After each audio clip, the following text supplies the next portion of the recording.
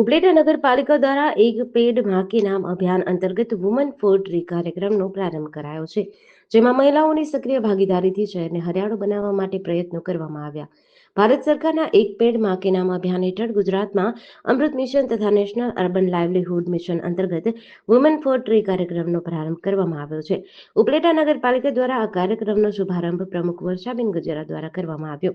આ તકે સખી મંડળના 100 બહેનો હાજર રહ્યા હતા, જે બહેનો સાથે કાર્યક્રમનું આયોજન કરવામાં આવ્યું હતું. કેસરિયા હનુમાન મંદિરે બધી જ સખી મંડળના પ્રમુખ બહેનોએ હાજરી આપી હતી અને આયોજન કરવામાં આવ્યું હતું. આ આયોજનમાં વૃક્ષો વિશે સમજણ આપવામાં આવી હતી અને કાર્યક્રમ પૂર્ણ થયા બાદ બહેનો માટે અલ્પાહારનું પણ આયોજન કરવામાં આવ્યું હતું.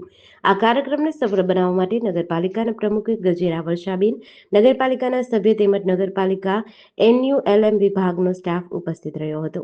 ઉપલેટા નગરપાલિકા પ્રમુખ વર્ષાબેન ગજેરા. આજે અમે આ સખી મંડળના બહેનોને પ્રમુખને બોલાવી અને કાર્યક્રમ કરેલ છે.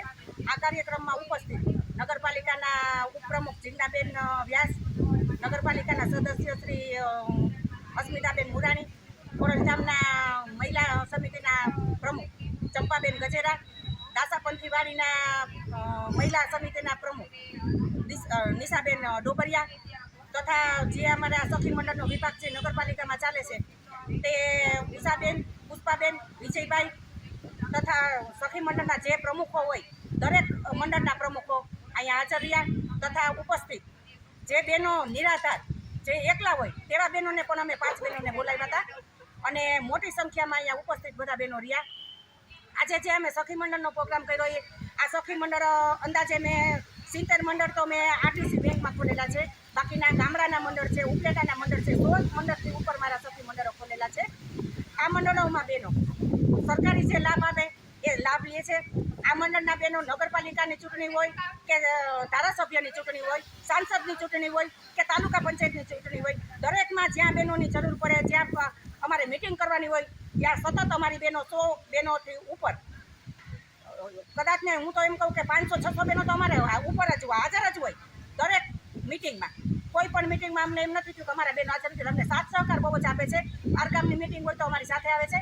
આજે એક પેડ માં કે લીએ એટલે આજે પ્રોગ્રામ હતો અમારો કે એક વૃક્ષ વાવીએ. વૃક્ષ વાવવાથી આપણને ઓક્સિજન મળે છે અને આપણું સ્વાસ્થ્ય સારું રહે છે. એટલે આજે અમે સખી મંડળના બહેનોને સૂચના આપી કે ભાઈ તમે એક બહેનો એક વૃક્ષ વાવો. ઉપલેટા વોર્ડ નંબર 5 નગરપાલિકા સદસ્ય.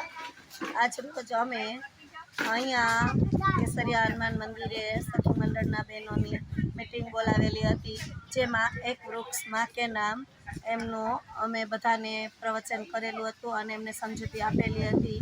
અત્યારે તેમાં ઉપસ્થિત પ્રમુખ શ્રી તેમજ વિજયભાઈ, તેમજ ઉષાબેન, પુષ્પાબેન, ચંપાબેન અને નિશાબેન, ખોળધામ સમિતિના પ્રમુખ બધા બહેનો હાજર રહ્યા હતા અને આ બધા બહેનોએ ઉત્સાહભેર ભાગ લીધો હતો. અને અત્યારે જે ક્લાઇમેટની હિસાબે જોઈએ તો ગ્લોબલ વોર્મિંગ ખૂબ વધી રહ્યું છે. આને લીધે અત્યારે ન જોઈએ એવા વાતાવરણ ઊભા થાય છે. અત્યારે વરસાદની જરૂરિયાત હોતી નથી, છતાં પણ કમોસમી વરસાદ આવે છે અને ખેડૂતોના પાક પણ નુકસાનમાં જાય છે અને કાંઈ પણ મેળવી શકતા નથી. કાંઈ ખેડૂતોના હાથમાં પણ રહી શકતું નથી. આવી પ્રકૃતિમાં આપણે જોઈએ તો ખરેખર વૃક્ષોનું ખૂબ જ અત્યારે મહત્ત્વ જરૂરી છે. તો બધા બહેનો સાથે મળીને અમે એવું નક્કી કર્યું કે એક વૃક્ષ માં કે નામ રાખીએ તો બધા બહેનોને સરસ સંદેશો પહોંચાડીએ અને સરસ બહેનો એનો અમલ કરે અને જો વૃક્ષોનું મહત્ત્વ વધારે તો ખૂબ આગળ વધી. JDC ન્યૂઝ સાથે વિપુલ ધામેચા, ઉપલેટા.